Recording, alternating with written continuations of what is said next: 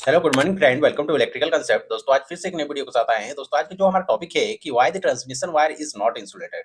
हम लोग transmission line को इंसुलेटेड क्यों नहीं करते हैं, हम लोग इंसुलेशन उस वायर में क्यों नहीं प्रोवाइड करते हैं, इसके बारे में आज हम लोग डिस्कस करने वाले हैं। तो अभी तक अगर आप इलेक्ट्रिकल कंसेप्ट चैनल को से नहीं जुड़े हैं तो चैनल को दोस्तों सब्सक्राइब कर लें और बेल बटन को क्लिक कर दें ताकि आपको इसी तरह इंफॉर्मेटिव वीडियो का नोटिफिकेशन मिल पाए। तो सबसे पहले हम लोग बात करेंगे कि इंसुलेशन अगर प्रोवाइड करते हैं वायर को तो हमको क्या क्या फायदा होने वाला है। तो आपको पता है अगर हम किसी भी चीज में इंसुलेशन प्रोवाइड करते हैं तो हमको क्या फायदा होता है कि हमारा लीकेज करंट नहीं आता। लीकेज करंट कैसे आता है? जैसे भी हम लोग ग्राउंड में किसी भी तरह का अगर कांटेक्ट में आता है तो हमारा क्या होता है, कुछ करंट लीकेज कर जाता है और हम लोग ग्राउंडिंग करने लगता है, तो उसको बोलते हैं लीकेज करंट। तो हम लोग अगर इंसुलेशन प्रोवाइड कर देंगे इसमें तो क्या हो जाएगा, हमारे लीकेज करंट से हमको क्या हो जाएगा, प्रॉफिट मिल जाने वाला है।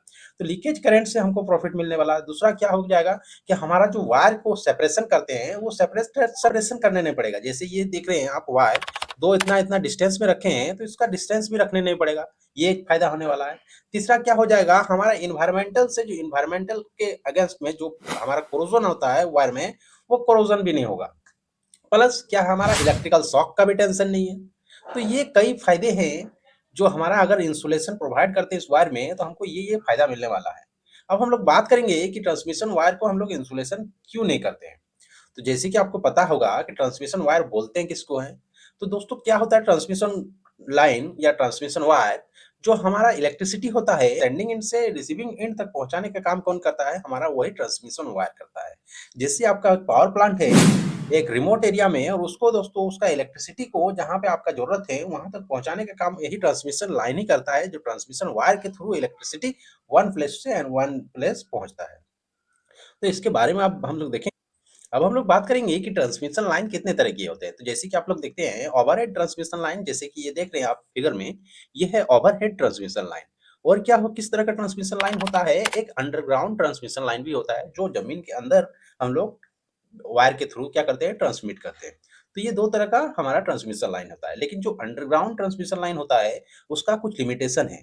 जैसे हम लोग अगर इलेक्ट्रिसिटी को ट्रांसमिट करते हैं one place to another place, तो हम लोग मैक्सिमम कितना, हम लोग 66 केवी तक ही हम लोग ट्रांसमिट करते हैं अंडरग्राउंड में। इससे अगर ज़्यादा करंट हम लोग वोल्टेज पे अगर ट्रांसमिट करना चाहेंगे तो क्या हो जाएगा, कई प्रॉब्लम आने स्टार्ट हो जाता है। और भी क्या लिमिटेशन है कि हम लोग जो ट्रांसमिट करते हैं अंडरग्राउंड में, मैक्सिमम हम लोग कितना पे करते हैं, 11 किलोमीटर तक ही करते हैं, मतलब 11 किलोमीटर तक हम लोग अंडरग्राउंड ट्रांसमिशन करते हैं। उससे अगर ज़्यादा करते हैं तो हमको क्या-क्या प्रॉब्लम होने वाला है जो हम लोग आगे देखने वाले हैं। तो ट्रांसमिशन लाइन के इंसुलेटेड नहीं करने का मुख्य कारण क्या है कि हमारा जब इंसुलेशन करते हैं, कोई भी वायर में इंसुलेशन करते हैं तो उसमें क्या करते हैं, हम लोग एक कोटिंग चढ़ाते हैं। कोटिंग चढ़ाते हैं हम लोग, जनरली आप घर के अगर वायर देखेंगे तो उसमें उतना कोटिंग चढ़ता है। और अगर आप केबल पे अगर ध्यान दोगे तो केबल पे क्या होता है, डिफरेंट डिफरेंट लेयर का कोटिंग उसमें चढ़ाया जाता है।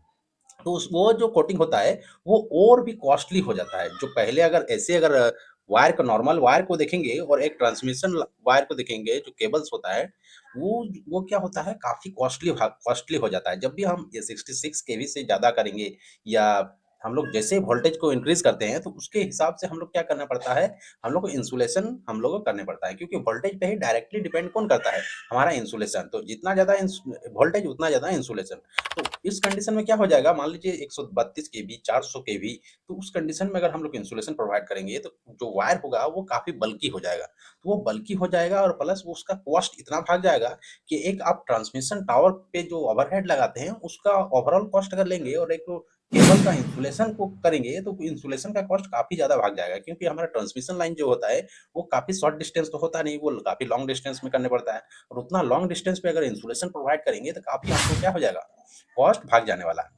प्लस क्या होता है, जब भी हमारा हम लोग ट्रांसमिशन करते हैं तो क्या होता है, जब वो यूज रनिंग कंडीशन में रहता है तो क्या होता है, जब करंट फ्लो होता है तो क्या होता है, वायर गर्म होता है।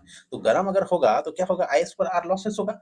तो आई स्क्वायर आर अगर आई स्क्वायर आर हमारा लॉसेस इंक्रीज होगा, तो उस कंडीशन में क्या हो सकता है, उसकी कंडीशन में हमारा क्या प्रॉब्लम आ सकता है।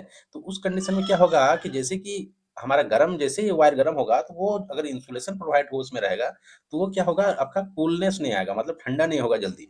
तो उस कंडीशन में कई बार आपने देखे होंगे हमारे डिस्ट्रीब्यूशन लाइन में कि हमारे केबल्स से ट्रांसमिट किया जा रहा है, अभी जो इंस्टॉल किया जा रहा है। तो कई ऐसे केसेस आते हैं जो वो केबल्स का जो कोटिंग है वो बर्न होना स्टार्ट हो जाता है, फायर लगना, आग लग जाता है, कई बार देखने को मिलता है। तो आग वही कारण होता है, जब आइस पर आर लॉसेस के कारण हीट अप होता है, तो वही हीट के कारण क्या हो जाता है, वो केबल में आग लग जाता है और वही केबल आग लगने के कारण हमारा क्या हो सकता है, 2 वायर आपस में सट सकता है और ब काफ़ी सीवियर फ़ॉल्ट हो सकता है। जैसे लाइन टू लाइन आपका फ़ॉल्ट होगा तो काफ़ी सीवियर फ़ॉल्ट हो जाएगा, क्योंकि हमारा जो वायर होता है इंसुलेशन में, वो एक साथ रखा जाता है। जलेगा तो सारा जलेगा तो आपस में सटेगा, तो उससे क्या होगा, शॉर्ट सर्किट हो सकता है। तो ये कारण है कि हमारा ट्रांसमिशन लाइन को हम लोग क्या नहीं करते हैं, इंसुलेशन नहीं करते हैं।